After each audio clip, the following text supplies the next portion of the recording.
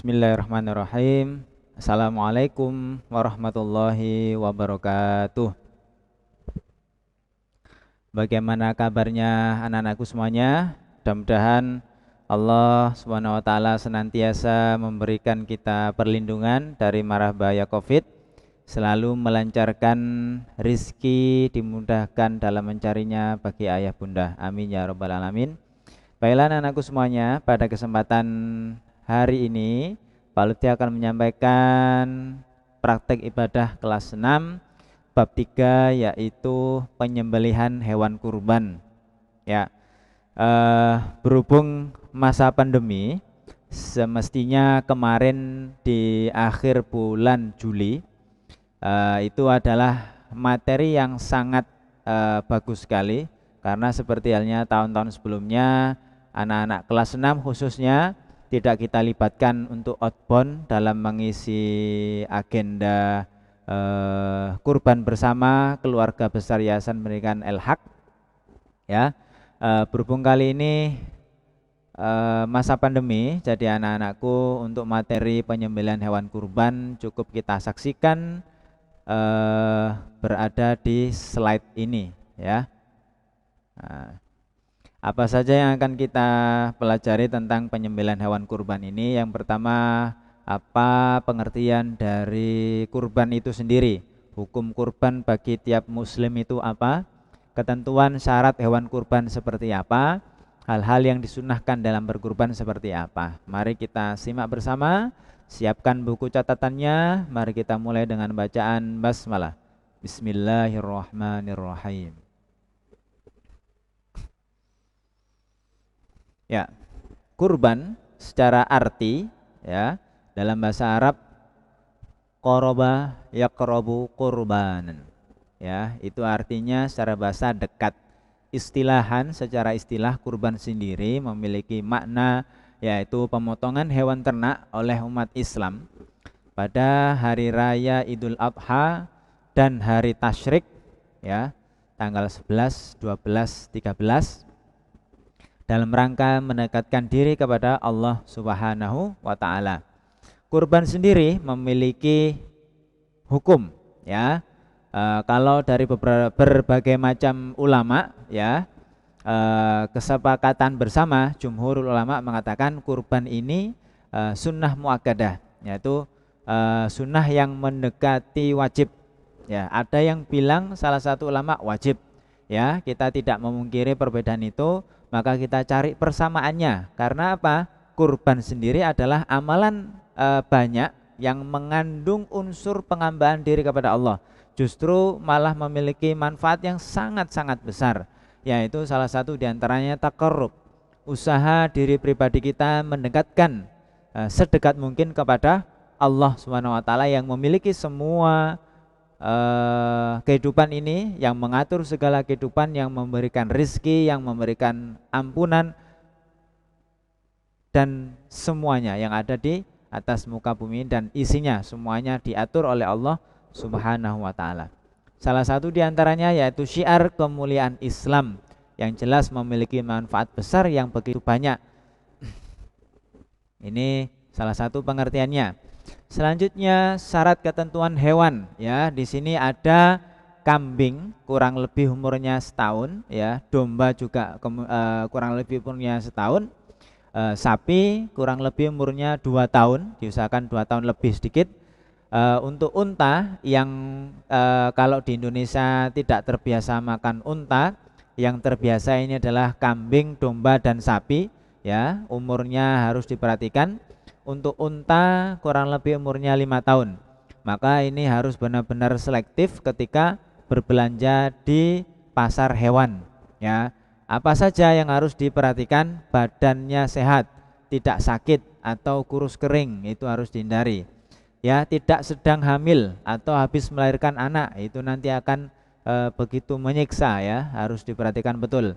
Matanya sehat, tidak buta, baik sebelah kanan atau kedua-duanya harus sehat walafiat. Ekor dan telinganya tidak terpotong, kakinya tidak pincang, dan yang jelas hewannya tidak sampai hewan gila, ya, hati-hati. Ini syarat ketentuan hewan yang mau dikorbankan. dikorbankan. Ya, syarat ketentuan yang lain mari kita simak bersama video berikut ini.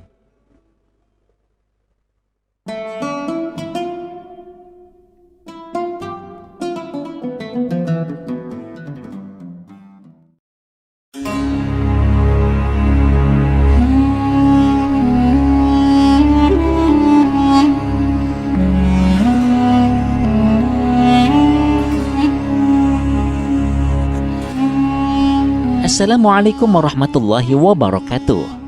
Bismillahirrahmanirrahim.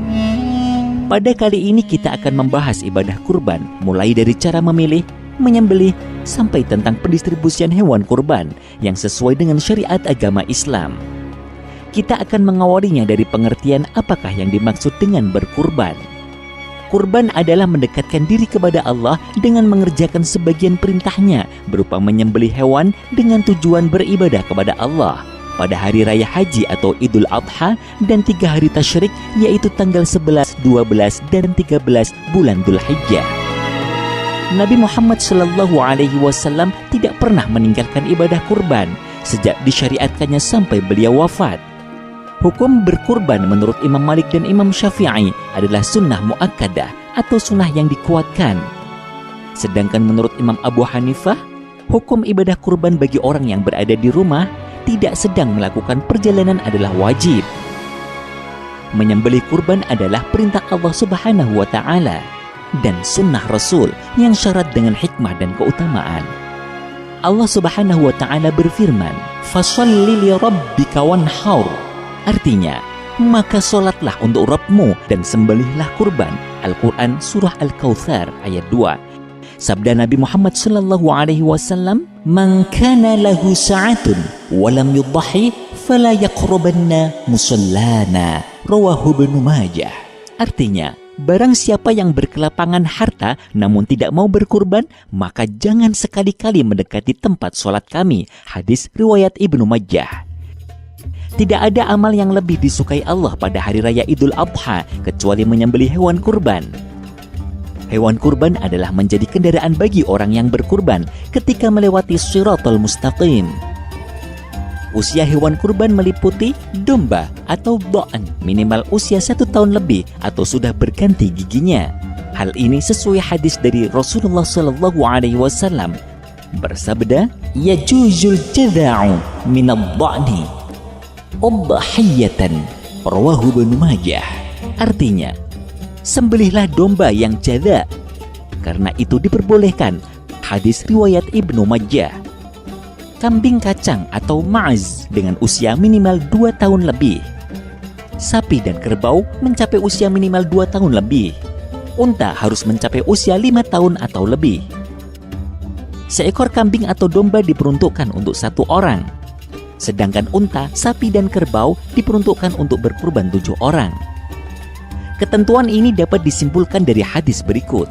An Jabir bin Abdullah qala, "Naharna ma'a Rasulillah sallallahu alaihi wasallam amal Hudaybiyati al-badanata an sab'atin wal baqarata an sab'atin."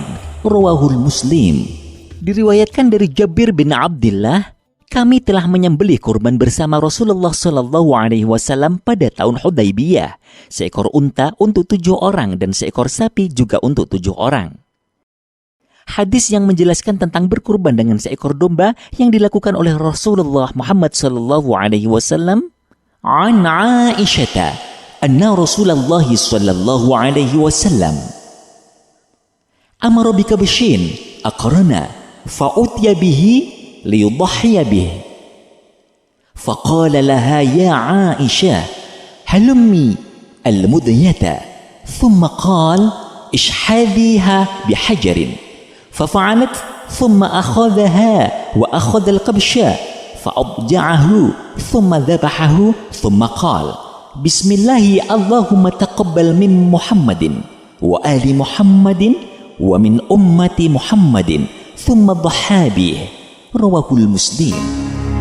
Artinya, dari Aisyah radhiyallahu an menginformasikan sesungguhnya Rasulullah SAW menyuruh untuk mendatangkan 1 ekor domba kibas yang bertanduk. Kemudian domba tersebut didatangkan kepada Nabi untuk beliau kurbankan.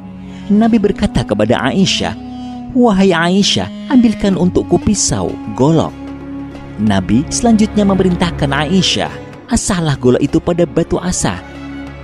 Aisyah kemudian melakukan sebagaimana yang diperintahkan Rasulullah. Kemudian Nabi mengambil golok itu dan mengambil domba kibas. Kemudian membaringkannya dan menyembelihnya sambil berdoa. Dengan nama Allah, "Wahai Allah, terimalah dari Muhammad dan keluarga Muhammad dan umat Muhammad." Beliau berkurban dengan domba itu. Hadis riwayat Muslim. Selain kriteria yang telah disebutkan, hewan kurban harus sehat atau tidak cacat. Rasulullah Shallallahu Alaihi Wasallam bersabda, "Arba'un la tajuzu fil adahi, faqala al-awra'u bayyinun awaruha, wal maridatu bayyinun maraduha, wal arja'u bayyinun dal'uha, wal kasirul lati la tanqa." Rawahu Tirmidzi. Artinya, ada 4 macam hewan yang tidak sah dijadikan hewan kurban. Pertama, yang matanya jelas-jelas buta. Kedua, yang jelas sekali tampak sakit secara fisik. Ketiga, yang kakinya tampak sekali pincang. Dan keempat, yang badannya kurus tak berlemak. Hadis riwayat At-Tirmidzi.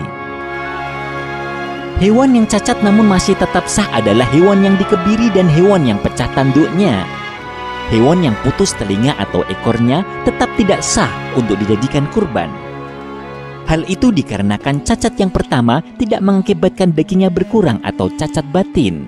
Sedangkan cacat yang kedua mengakibatkan dagingnya berkurang atau cacat fisik. Waktu menyembelih kurban dimulai setelah matahari setinggi tombak atau sesuai sholat Idul Adha pada 10 Dzulhijjah sampai terbenam matahari tanggal 13 Dzulhijjah. Persiapkan pisau dengan tajam sesuai tuntunan Rasulullah untuk meringankan kematian hewan yang disembelih. Persiapkan tutup mata hewan semacam daun pisang atau sejenisnya supaya hewan tidak melihat pisau yang akan dibuat menyembelih. Usahakan tidak menyembelih di hadapan hewan lain. Membaca basmalah, Bismillahirrahmanirrahim. Membaca salawat Nabi, Allahumma shalli ala Sayyidina Muhammadin wa ala ali Sayyidina Muhammadin. Membaca takbir 3 kali, Allahu Akbar, Allahu Akbar, Allahu Akbar. Menghadap ke arah kiblat baik yang menyembelih maupun hewan yang disembelih. Ketika menyembelih, jalur makanan dan nafas wajib putus. Sedangkan urat leher sunnah sampai putus. Berdoa agar kurbannya diterima oleh Allah Subhanahu wa Ta'ala dengan membaca, Allahumma hadihi minka wa ilaika fataqabbal minni ya karim. Artinya, ya Tuhanku, hewan ini adalah nikmat darimu, dan dengan ini aku bertakarrub kepadamu. Karenanya, wahai Tuhan yang Maha Pemurah, terimalah takarrubku. Daging kurban disunahkan distribusinya dalam keadaan masih mentah, sedangkan daging akikoh didistribusikan ketika sudah matang. Khusus akikoh, usahakan ketika memotong-motong, jangan memecah-mecah tulang. Ketika pendistribusian daging kurban harus ada bagian tulang walaupun hanya sedikit. Harus ada yang diberikan kepada fakir miskin. Bagi yang berkurban dan keluarganya, hanya boleh ikut mengkonsumsi maksimal 1/3 dari jumlah semua daging. Semoga bermanfaat. Wassalamualaikum warahmatullahi wabarakatuh.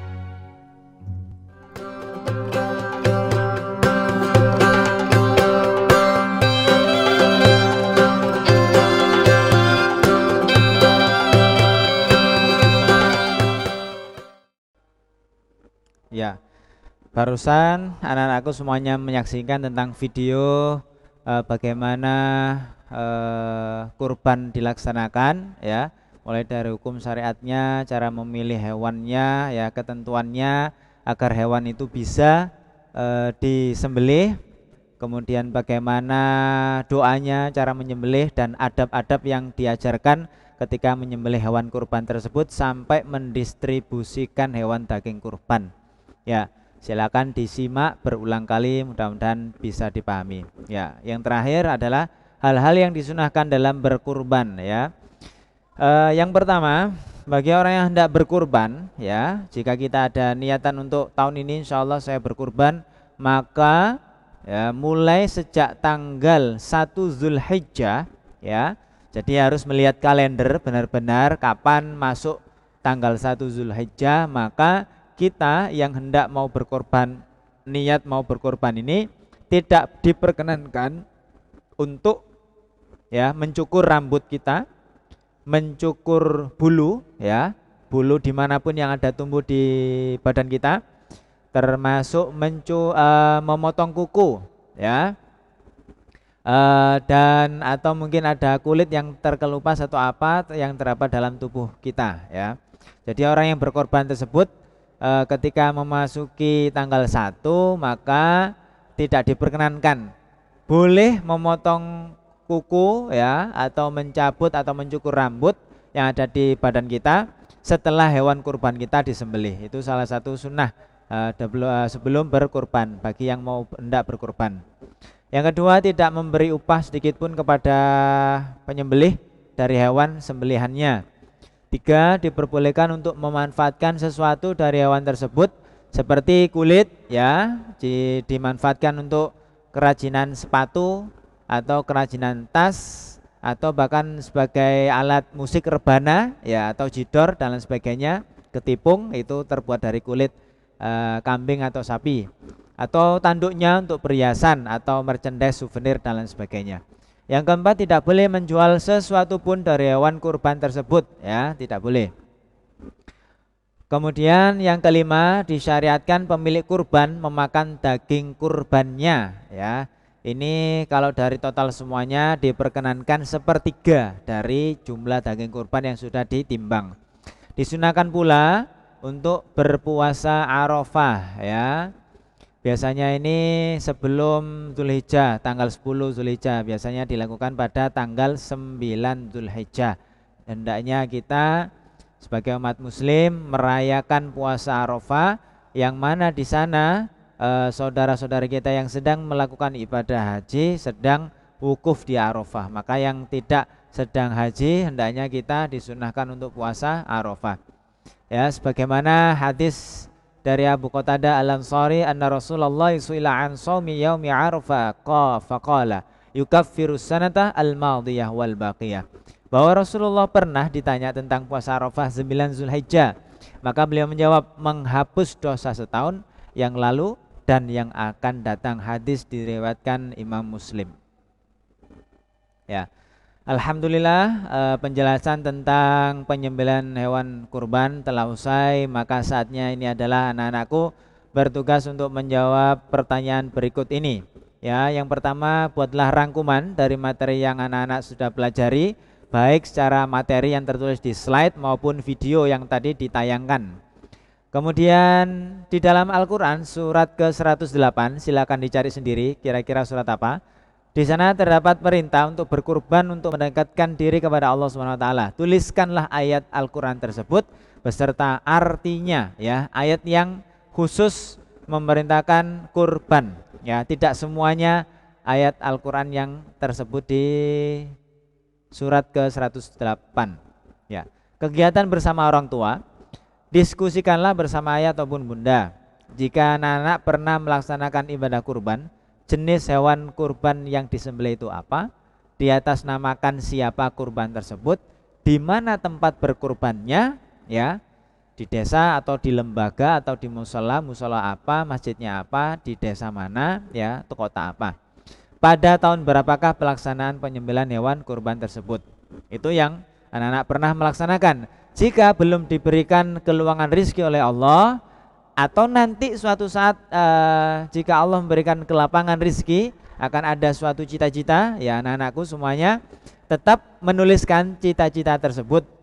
Insya Allah di tahun ini saya akan berkurban, hewannya ini, di atas namakan ini ya, tempatnya di mana, dituliskan cita-cita. Insya Allah mudah-mudahan terkabul.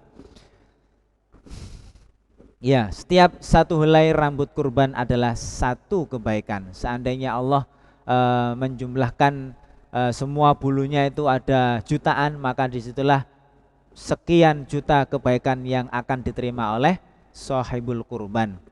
Inilah yang dapat disampaikan, mudah-mudahan materi ini berguna bagi kita semuanya. Mudah-mudahan Allah selalu melambangkan rezeki kita, dimudahkan untuk niat kita selalu bertakarrub, yaitu kurban setiap tahunnya. Amin ya rabbal alamin. Aku qouli hadza wa astaghfirullah wa lakum wa lisairil muslimin min kulli dzam innahu huwal ghafurur rahim. Mari kita akhiri dengan kafaratul majlis. Subhanakallahumma wa bihamdika asyhadu an la ilaha illa anta astaghfiruka wa atubu ilaik. Assalamualaikum warahmatullahi wabarakatuh.